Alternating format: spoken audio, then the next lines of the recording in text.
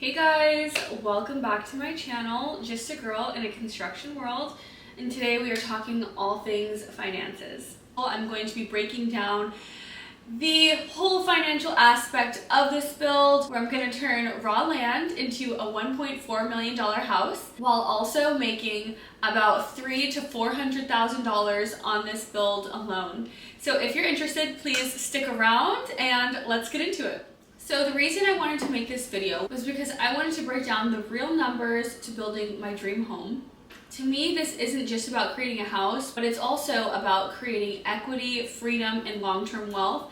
And I would love to share this with you guys because I want everyone to be wealthy. So hopefully what I break down today will give you guys a lot of insight and can help you guys do this as well. And to show you guys how this is possible, especially if you don't come from money, which I didn't. So let's get into it. So we can start from the beginning with my land in particular. I bought my property back in 2021. It was available for about $450,000. However, I was bidding against a couple of people to get the property, so I ended up purchasing it at $505,000. So since then, I've paid down the mortgage down to $390,000. With that already being paid down, I have some equity in the property already. So if I weren't even to build a house, I could still sell it for a profit. I would recommend to everyone to buy a house, to buy some property, to buy some asset that is appreciating over time. I truly think real estate is the best way to build wealth. So at the time that I bought my property, it felt like a massive leap of faith. But you know, I truly believe that land is the foundation for everything, and they're not making more of it. Like, the land we have on earth is what we have, and I strongly suggest everyone gets themselves a piece of it. So I'm building my house for $530,000. And the reason that I'm able to build a 2,400 square foot house for $530,000 is because I am acting as my own general contractor. I'm hiring out all the subs myself. I'm making sure that the pricing that I have is aligning with my budget. This is not cutting corners by any means, but it's about being strategic and really making sure that you stay informed with everything that's involved with the build. So once my house is completed, it should appraise around 1.3 to 1.4 million, more if I'm lucky. And just so you guys know, I'm not just throwing a number out there and hoping it sticks. Before I even started the permit process for this build, I reached out to an appraiser. So what I would suggest is, if you are thinking of building a home and you have plans drawn up and you have a property, you can take those plans to an appraiser. The appraiser can go out to your property, check out all the comps, look at your plans, and give you an appraised value of what they think the home will be worth once it's done being built. Now, with that being said, a lot of homes do appraise a lot higher once the build is actually complete. But just for now, we're gonna go off the appraised value. My appraiser appraised my house at about 1.3, and I'm hoping it will appraise at a 1.4, if not 1.5, maybe more. It just kind of depends on the way that I'm structuring my build and the materials and things that I'm using for this build. So now, with all of that being said, this is the way that I'm working out the numbers for my build. So the current mortgage for the land is at $390,000. The build itself is going to cost about $530,000. Now, the reason that I'm doing all cash, this is not a loan, this is not credit cards, this is literally cash from my bank that is going into the build. So the main reason I'm doing this is because when the build is done, I plan to do a cash out refinance. And for other people, if you get a construction loan and you have a current loan on your property, you have to add those two loans together. So if I were to use my $390,000 and we'll call the build amount 500. The construction loans, they have to merge those two loans together. You're not allowed to have two different loans at once for the property. That's something I had to learn. It's, you know, it's crazy, but that's how it works. So if I were to get a construction loan, I would have 500 plus 390, that's $890,000, if not more, whatever the build amount would have costed. But we'll just do 500 and 390. Put those together, then you have a new loan, a construction loan of $390,000. Now, when you get a construction loan, the interest rates for that loan are a lot higher than a regular mortgage. So I'm very lucky. I got my mortgage at a 3.1. So currently for my property, what I'm paying is only $2,500 a month for my entire property. But if I were to do a construction loan, they would put those numbers together and I would get an interest rate of about 10 to 13%, which is a lot to be paying while the build is going on. So that's one of the main reasons I didn't want to do it, but also I didn't want to do it because when the build is done, whatever the appraised value is, you have to subtract that whole construction loan of the $830 or $90,000.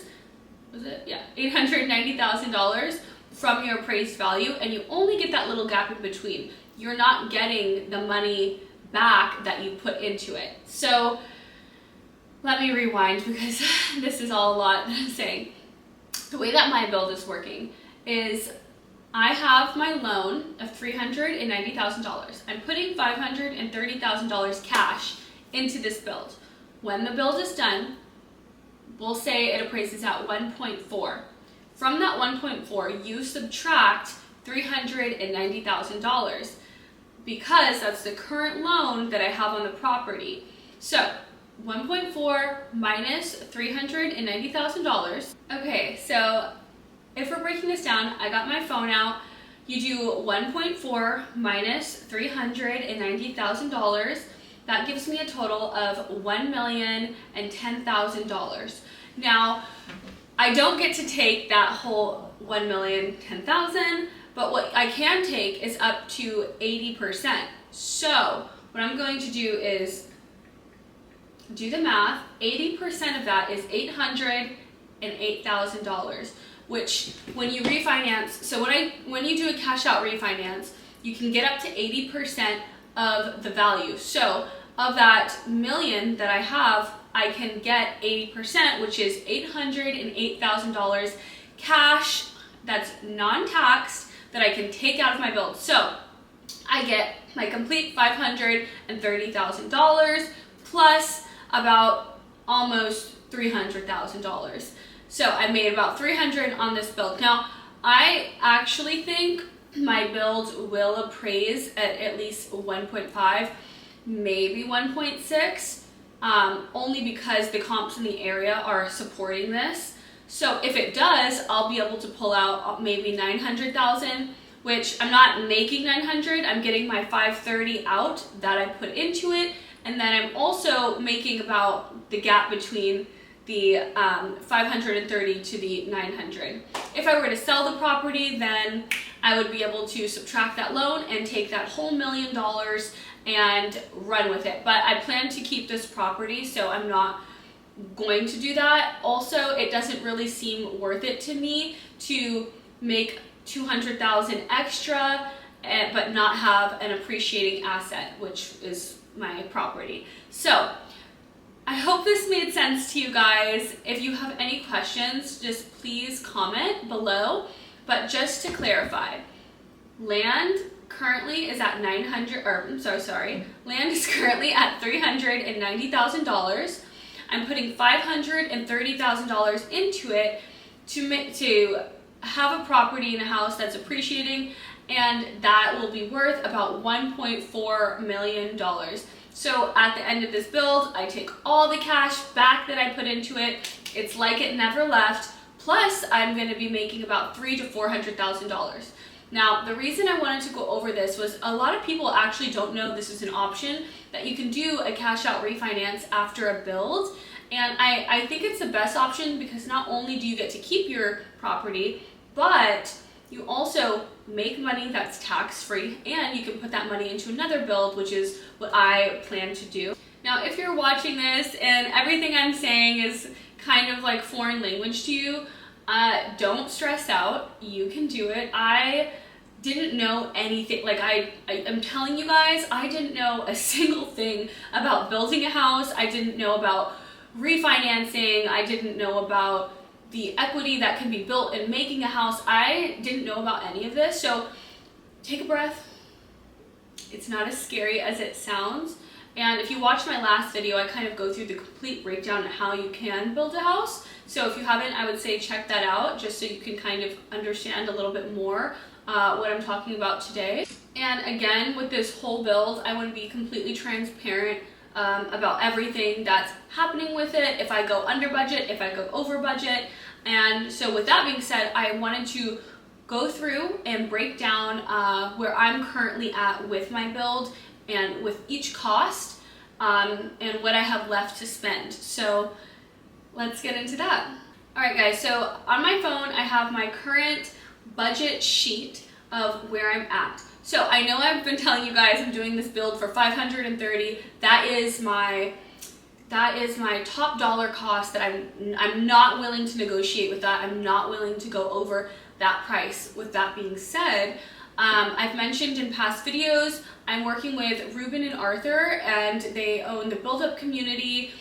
Without their help, like, I would probably be kind of lost. So I really appreciate them. They helped me put together a whole spreadsheet along with helping me find subcontractors that work within my build.